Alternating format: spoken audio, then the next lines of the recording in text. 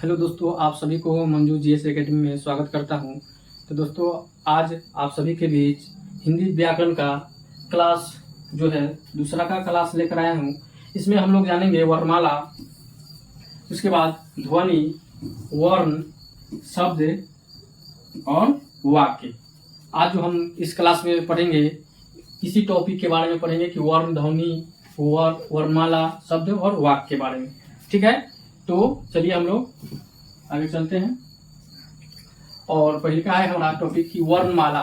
वर्णमाला किसे कहते हैं? ठीक है, तो वर्णमाला जो है कि वर्णों के व्यवस्थित रूप को वर्णमाला कहते हैं। क्या है? वर्णों को व्यवस्थित रूप को वर्णमाला कहते हैं। ठीक है, इसके बाद देखिएगा हम लोग जैसे ध्वनि, फिर वर्ण या अक्षर, शब्द, उसके बाद वाक्य के बारे में जानेंगे। ठीक है, तो देखिए यहाँ है कि ध्वनि क्या है। तो ध्वनि देखिए कि मुख से निकलने वाली वायु को, देखिए मुख से हम लोग जो बोलते हैं और जो हमारा वायु निकलता है वो हमारा ध्वनि कहलाता है, साउंड कहलाता है। जैसे हम बोल रहे हैं, हमारे मुख से जो आवाज निकल रही वही हमारा ध्वनि कहलाती है। ठीक है, यहाँ देखिएगा नोट में कि भाषा की सबसे छोटी इकाई को ध्वनि कहते हैं। यहाँ ई पॉइंट को याद रखिएगा, ये आता है कि भाषा की सबसे छोटी इकाई को हम लोग क्या कहते हैं? तो ध्वनि कहते हैं। ठीक है, भाषा की सबसे छोटी इकाई क्या है? ध्वनि है। ठीक, आगे देखिए, आगे है वर्ण।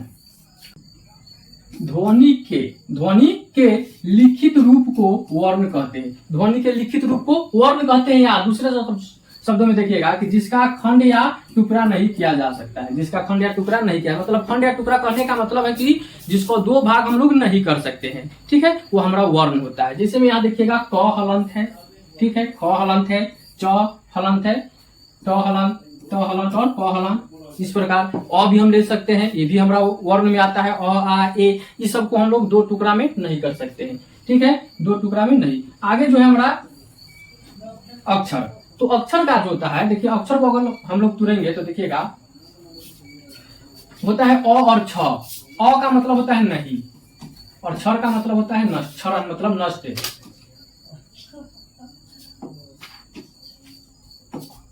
नहीं, और ये होता है क्षरण, नष्ट या नष्ट।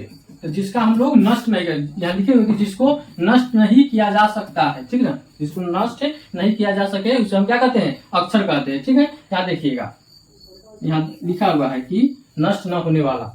ठीक, आगे देखिए, तो देखिए आगे है शब्द। तो शब्द है कि दो या दो से अधिक वर्णों के मेल को हम लोग शब्द कहते हैं। ठीक है, दो या दो से अधिक वर्णों के मेल को हम लोग क्या कहते हैं? शब्द कहते हैं। अर्थात में देखिएगा कि अर्थपूर्ण अक्षरों के योग को हम लोग क्या कहते हैं? शब्द कहते हैं। जिससे यहाँ देखिएगा जैसे में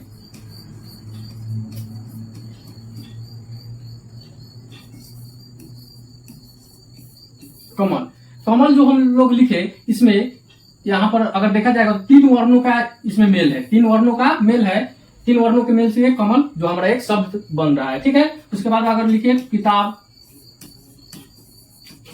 ठीक, तो किताब ही हमारा एक शब्द हो गया। ठीक है, और अब आगे देखिएगा कि वाक्य है कि अनेक शब्दों के योग से हमारा वाक्य का निर्माण होता है। ठीक है, अनेक शब्दों के योग से क्या होता है?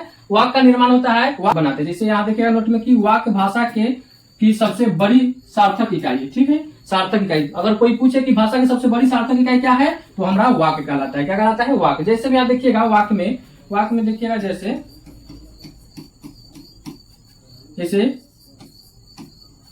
यह राम है, तो इसमें हमारा देखिएगा ये शब्द हो गया, यह एक शब्द हो गया, राम भी शब्द हो गया और है। तो इसमें क्या है कि दो या दो से अधिक हमारा इसमें क्या है? शब्द मिलकर वाक्य का निर्माण कर रहा है। ठीक है, और भी हो सकता है इसे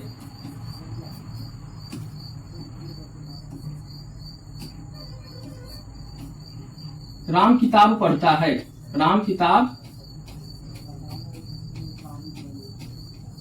पढ़ता है, ये भी हमारा वाक्य है। इसमें भी दो या दो से अधिक शब्द मिलकर हमारा वाक्य का निर्माण कर रहा है। ठीक है, तो आज के लिए इतना ही।